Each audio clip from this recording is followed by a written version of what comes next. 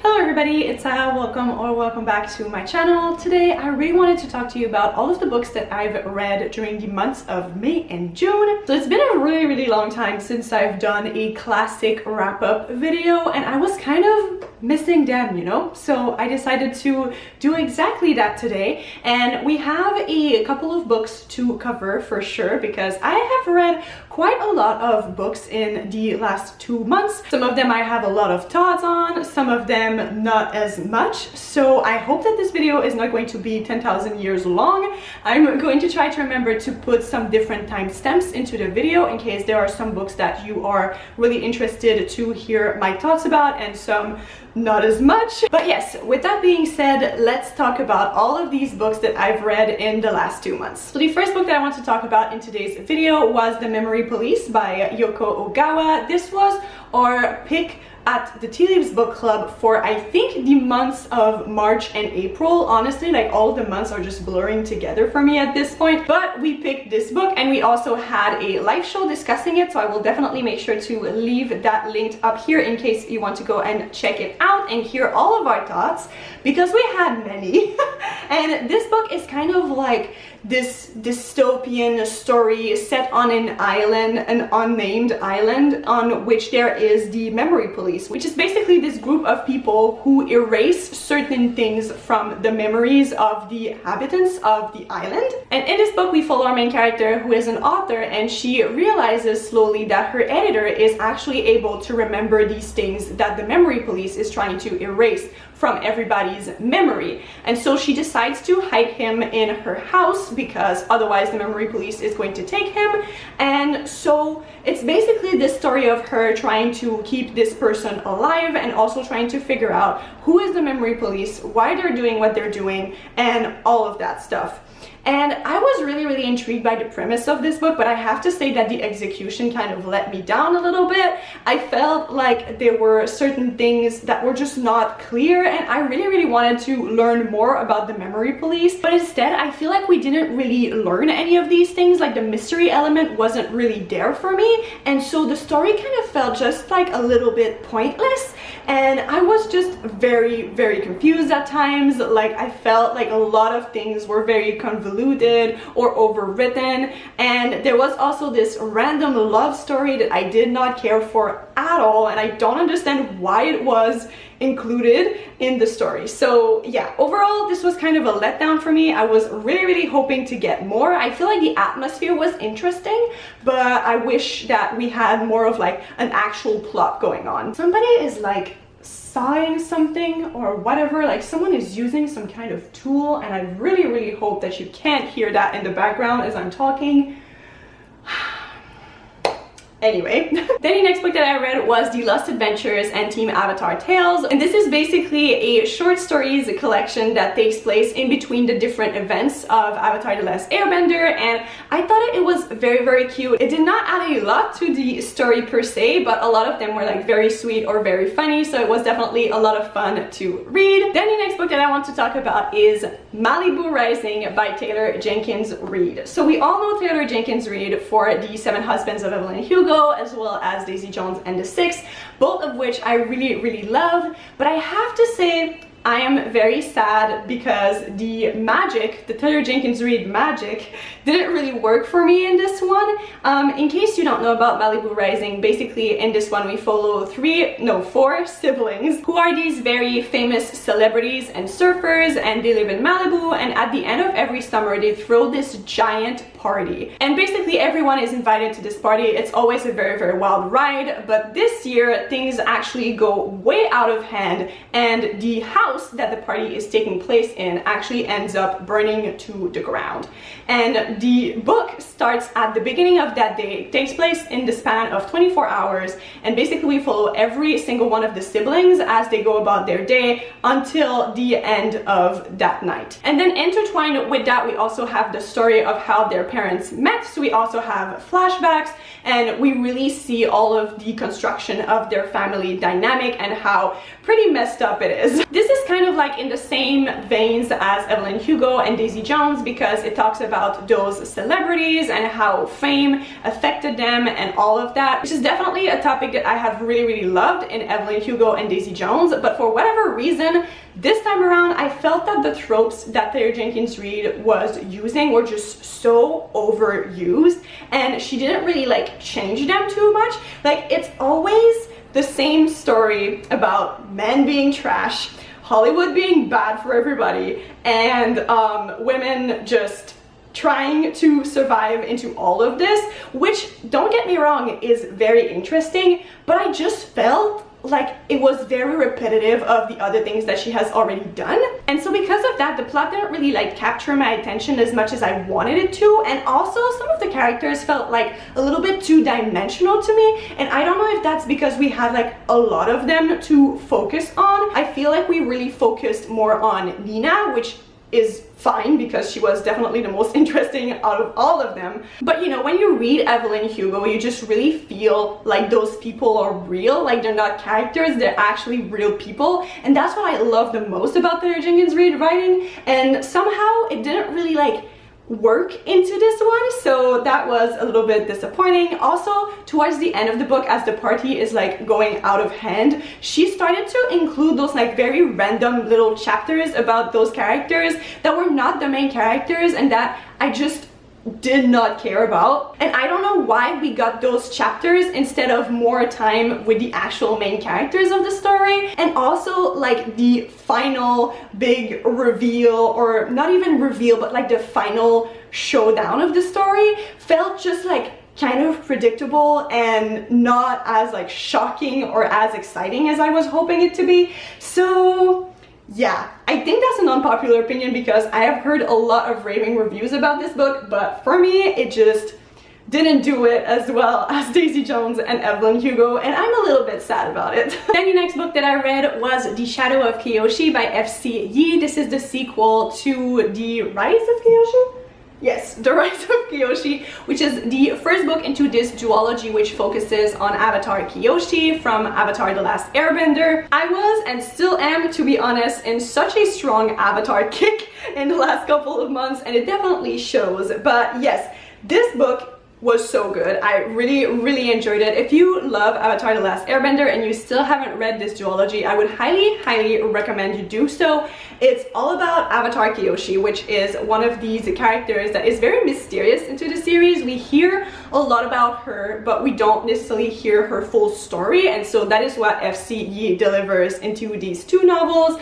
I just loved being back into the world of Avatar. It's one of my comfort worlds. I just love stepping into it and just having all of these amazing characters and all of the banter and the adventure. Just everything was perfect about these two novels. If I had just one main critique about this second book, it is that the antagonist didn't really feel too realistic. Maybe more character development would have helped the plot for that, but other than that, it was so great. I love Kyoshi as a main character. I love her romance with Rangi.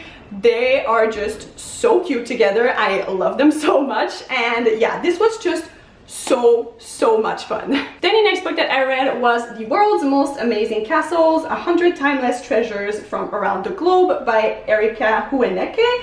This is just a book about castles. In case you don't know, I really love castles. I have like a weird obsession with them. I just love visiting them, looking at them. I think they're so pretty, I think they're so great, and they are filled with so much history. So when I saw this book at the bookstore, I decided to get it for myself because I always love to learn more about castles and discover new ones that maybe I don't know too much about. And this book was perfect for that because it's just like all of these beautiful pictures of all of these castles from all around the world with a little bit of facts about them, which I really enjoyed, and it made me discover many new castles that I really want to go and visit one day, which was exactly what I wanted from it. And then finally, in the month of May, I decided to reread the entirety of the Heartstopper graphic novel series by Alice Oseman. I won't pull them out because they're all here, and you all know how much I love Heartstopper. I keep on gushing about this series on my channel over and over again. Every single time that a new volume comes out, I always just reread the entirety of the series because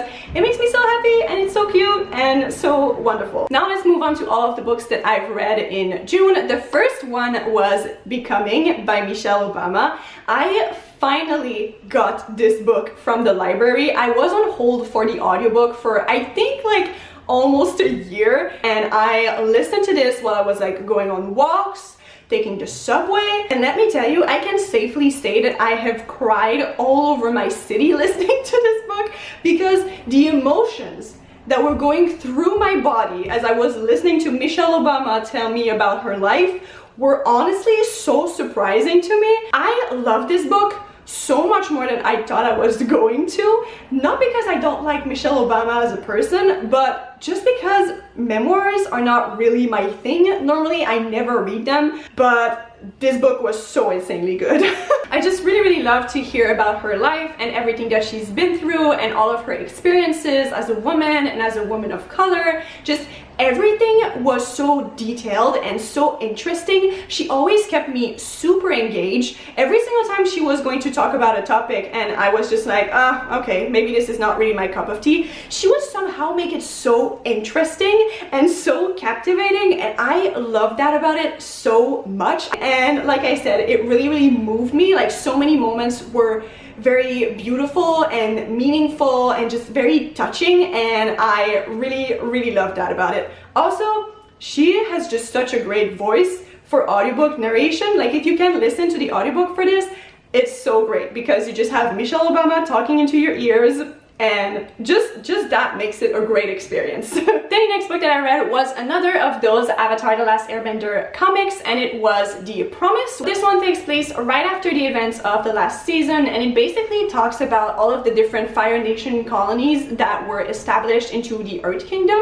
And I thought it was so interesting how they talked about all of that and how all of the characters grappled with all of that, because we see like a lot of tension between Aang and Zuko, because Zuko is trying to help the citizens of the Fire Nation who live into the Earth Kingdom, and Aang is basically trying to bring balance. And so they have very different visions about what is going to have to happen to all of those colonies. And as always, like, the creators of Avatar are just so good at taking very complex and interesting and very politically charged plot points and turning them into something that is both very complex but also very easy to understand and to follow. And I think that's just such a strength of this series, because it talks about history in a way that not a lot of animated shows or different like shows that are for children do. And I really love that about it. Also, obviously, I love all of the characters. I love them so much. I love to follow them around as they do all of their shenanigans, and I love the humor into this series. I think it's just so funny and so cute, while also, like I said, not taking away from all of the very serious and interesting themes that it explores. Then the next book that I read was The City of Strife by Claudie Arsenault. This is the first book into a new queer fantasy series, and I love this book so much. How do I start to explain it though? That is the question.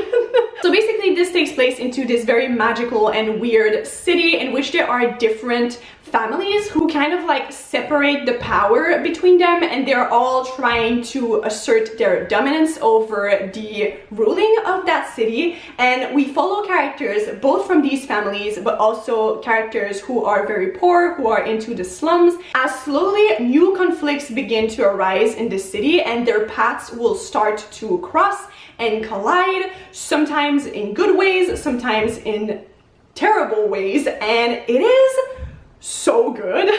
I have to say, at the beginning I was very confused because there are a lot of characters and we get introduced to them all at once. So you have to try to figure out who are all of these people and what they're doing. But also I loved it so much because of that, because we see all of the different dynamics between all of those characters. A lot of them are family members or they're very close friends, and you see them trying to navigate all of that political intrigue and also trying to survive in that city. without putting all of their loved ones in danger, and that's something that I really love. Also, like I said, this is a very queer book. There is so much LGBTQIA+ representation in this book. So many characters are on the asexual spectrum, which is something that is so extremely rare, and also the reason why I picked up this book in the first place, because we love the representation. And I loved so much that all of the different relationships that all of these characters have between one another are treated as equal. Like, friendship in this book is as important and as valuable as romantic relationships, for instance, or brotherhood or sisterhood, which I think is so important. And I just loved this book so much. It kept me on the edge of my seat. I fell in love with all of the characters. They're all so great and complex, and you just learn to root for them so hard and so fast. I really got attached to them, and the plot was wild. While it started slow with a lot of world building and a lot of information about all of the characters, at the end everything was just exploding left and right, and I was screaming internally the entire time. I really highly recommend this book. It's just so great, and I haven't heard a lot of people talk about it, so definitely if that is something that sounds interesting to you, make sure to check it out. Then the next book that I read was The Lost Apothecary by Sara and I. This was also a book that I read for the TD's book club, and we also had our live show discussion, so once again I will leave it linked up here if you want to go and check it out. So in this book we follow two different timelines. The first one takes place in the present, and in that one we follow Caroline, who is on a trip to London when she discovers a small little bottle that looks like an apothecary bottle. And when she starts to investigate about this bottle, she actually uncovers the mystery of the apothecary murders that took place way back, and that is where our second timeline enters, because we actually follow the women who used to run this apothecary, who would sell those little potions to women who wanted to get rid of their abusive husbands. So we follow those two timelines side by side as things start to go out of hand in the past, and as Caroline starts to uncover more about what were called the apothecary murders. I thought that the premise of this book sounded so interesting, because if you know me, you know that I love historical fiction that focuses on the forgotten women of the past, but I have to say that it kind of let me down a little bit, because I was really expecting a mystery, and it's not really what I got. I feel like there was something missing into the atmosphere, but also I felt like Caroline's quest to find more information about this old apothecary was kind of like too easy. She was getting clues so fast, and maybe it's because the book was a little bit too short, but then at the same time there were so many things that didn't necessarily need to be in the story, and that kind of like threw me off. Also, the historical setting was not really immersive enough for me, and there wasn't like a lot of mystery or a lot of atmosphere or a lot of darkness to it, which was really what I was expecting. I'm not sure if it's a case of my expectations were too high, or if really the book just didn't really deliver what it promised it would, but yeah, overall I felt like this one fell a little bit flat for me. I did really like the exploration of female friendships that we had in this one, however, so if you have good recommendations for that in historical fiction about women, like feminist historical fiction, let me know down below. And then finally, the last book that I want to talk about in today's video is none other than One Last Stop by Casey McQuiston. I loved this book so much. In case you don't know, in this one we follow August, our main character, who recently moved to New York, and then one day on the subway she meets this girl called Jane, but as she starts to learn more about Jane, she actually realizes that Jane is stuck into this time travel loop, and she is actually from the 1970s, and because of that time travel loop she is stuck on the subway, and so they both start to try to figure out how to either send her back or get her out of the subway, and slowly their romance starts to bloom. I really love this book. I have made an entire reading vlog dedicated to it, so if you have read it already and you want to hear all of my very detailed thoughts and also see me sob over it, I'll make sure to leave a link for that in the cards up here. But this book is just such a celebration of queer communities everywhere and queer love and queer friendships, and it was just so wonderful. It is full of so many funny moments and also some very heartwarming moments between all of the different characters, but it also has a lot of heart and it's very moving at times, hence why the sobbing. I love the romance in this book. I thought it was super swoon-worthy, super cute, very steamy at times as well, and I also really love all of the friendships that we have between all of the different characters, because August has a lot of very funny and great roommates that I just love so much. And yeah, overall this book was just tons of fun. If you love adult contemporary romance, I would highly recommend this. Casey McQuiston did it again. They made me laugh, they made me cry, they made me scream. I just loved every single second of this. It was so great. Alright, so there you all have it. These are all of the books that I've read during the months of May and June. Like I said, I hope that this video is not too long. I hope that you really enjoyed it. If you did, please don't forget to subscribe, and I will see you in my next one. Bye!